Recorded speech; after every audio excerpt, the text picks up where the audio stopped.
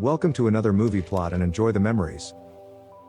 We open in the year 2074 when androids have pretty much replaced humans in every aspect. The cybernetic market is dominated by Kobayashi Electronics in Japan, who we never see, and Pinwheel Robotics in the urban decay of America, where a meeting takes place in their headquarters. A boardroom of executives sit around watching a demonstration of the company's latest product called Glass Shadow. An android is assembled using this liquid explosive and packaged into a tight little blonde device called Dreena. She's given unnecessary details before being sent into a room with a male android for the boardroom's viewing pleasure. As they get it on, the boss man of Pinwheel, Martin Dunn, hits the climax button, causing Dreena to explode, and not in the good way.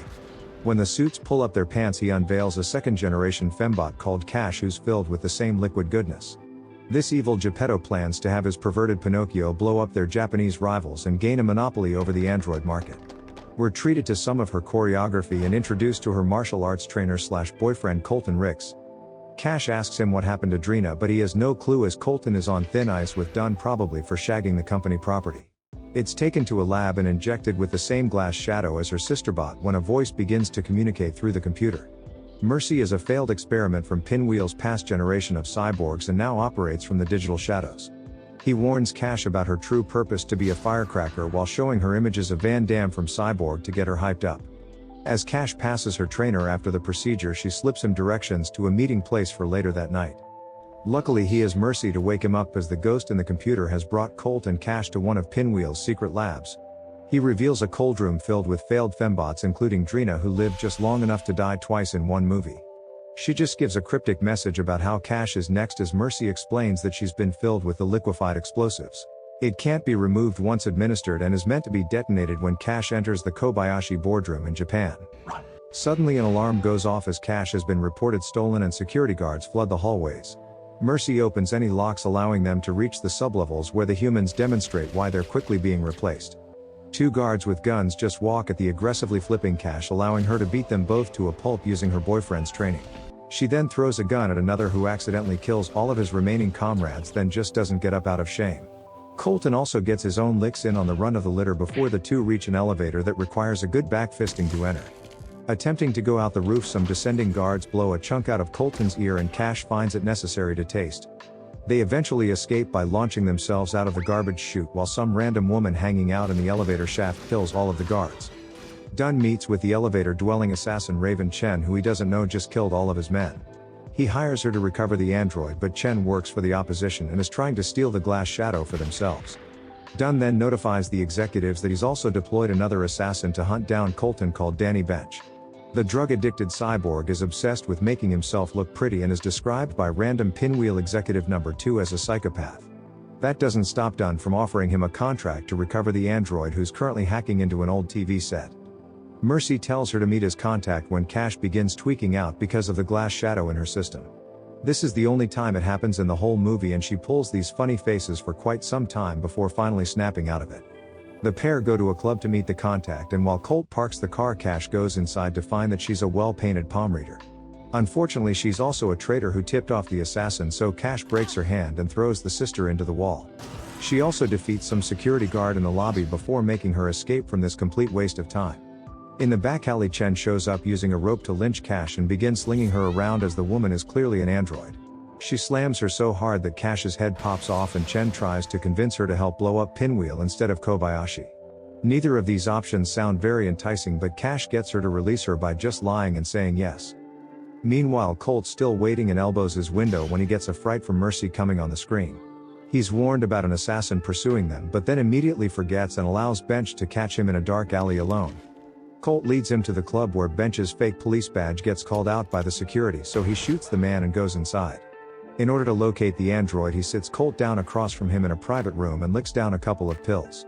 He then spits chemicals into Colton's face that causes him to pass out and injects a tiny camera behind his eyeball. When Colt wakes up, he thinks Bench passed out and sneaks away, but the faking assassin just follows him through the television. Colt locates Cash at the museum, which is a good place filled with identifying landmarks for someone to find them. He gets all romantical, saying that he fell in love with the robot, and the two kiss until being found by Bench.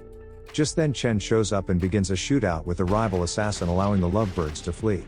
She shares some generic one-liners before shooting some glass and damaging Bench's pretty face. He's left with glass embedded in his cranium while Chen catches up to the fugitives but doesn't fire on the glass shadow. She sure unloads on Colton though until running out of bullets and somehow knocking the other android unconscious. Penis envy? We get some random acts of violence towards the furniture until Cash wakes up, but the pair are just beaten up by the superior android anyway. Unfortunately, the Japanese loaded the same lick blood program that Cash has, allowing her to kick the face licker through a wall. Chen is electrocuted by a bunch of electrical stuff and rips open her chest while the victors return to the museum. They find a synthetic dog waiting like a quest giver and follow it through a series of tunnels to the Resistance headquarters. It's located inside a shipyard on the edge of town where Mercy is still just a few pixels on a screen and doesn't show his face. I'm not sure why, as he just sits alone mourning the loss of his wife who died forever ago until he shows up later with hell to pay. His Dr. Wildcard disables Bench's ability to track them by removing the hidden camera while Mercy speaks with the android. He tells her don't get involved with the human because he will inevitably die of old age, but then contradicts himself when telling Colton to get his rocks off with Cash before the final battle. Fortunately, she's contractually obliged, so our man and machine get it on while Mercy probably watches from the corner. He pops up on screen afterwards like, okay, you've finished, it's time to go, which pretty much confirms it. Colton and Cash plan to escape to Africa because that's what we've come up with and visit a nearby bar to purchase a boat. The club owner and resident vampire Bobby Lin says that this comes at the price of being forced into an underground fight club. Colt agrees to the challenge, but Bench has inserted himself into this for some reason and confuses everybody when he steps out. There isn't a single punch thrown in this whole round, just some spinning kicks to the cheering crowd until Colt is ultimately defeated. He lands the first punch straight to the hitman's cybernetic balls and gets saved by the bell as we enjoy Rocky-style ring corner recoveries. There's 3 rounds of this in which Bench also lands his own sack whack, but the rules are all arbitrary as he also pulls a knife. When Cash tries to help him, the Asian Dracula tells her that Colt will be disqualified, so really the rules are just whatever he wants. Avoiding the knife, Colt bashes Bench's head into a wall while Mercy watches on in enjoyment as this is the man who killed his wife. Colt then backs up Bench's head into the blade of a ship propeller, killing him off screen, and this was all just for a boat. Just then Pinwheel agents arrive to do the dirty work themselves as they didn't expect their hired assassin to join a fight club. Cash beats a shotgun out of one guy and tries to usher Colt to safety, but they're caught by agents in one of the strangest moments. A sentient TV struggles down from a pile of garbage as Mercy delivers his final lines of the movie to the leads. That was one hell of a fight. He then activates some explosives, hitting absolutely none of the soldiers but allowing Colt and Cash to escape. Mercy reveals himself for the first time since he looked as hot as his wife in this photo and gives the best worst line of the movie. If you want to dine with the devil, we'll need a long spoon.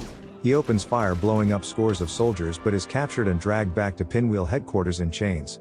A dapper Dunn gloats about finally winning as he can still blow up the glass shadow inside Cash, which was the entire plot of the movie. I'm not sure if the main couple forgot or just planned this capture beforehand, but Mercy just smiles and activates his own bomb. Sacrificing himself to blow up Dunn, it also destroys the entire building as I guess glass shadow gets more potent with age. Sometime later in a very American-looking Africa, Colt and Cash are shown planting a palm tree far away from the technology-choked cities. Time passes and Colt is shown finally succumbing to old age with Cash still looking like an android fresh off the shelf. The camera zooms out and in case you missed it, a narrator explains that time is what it's all about. And the movie ends.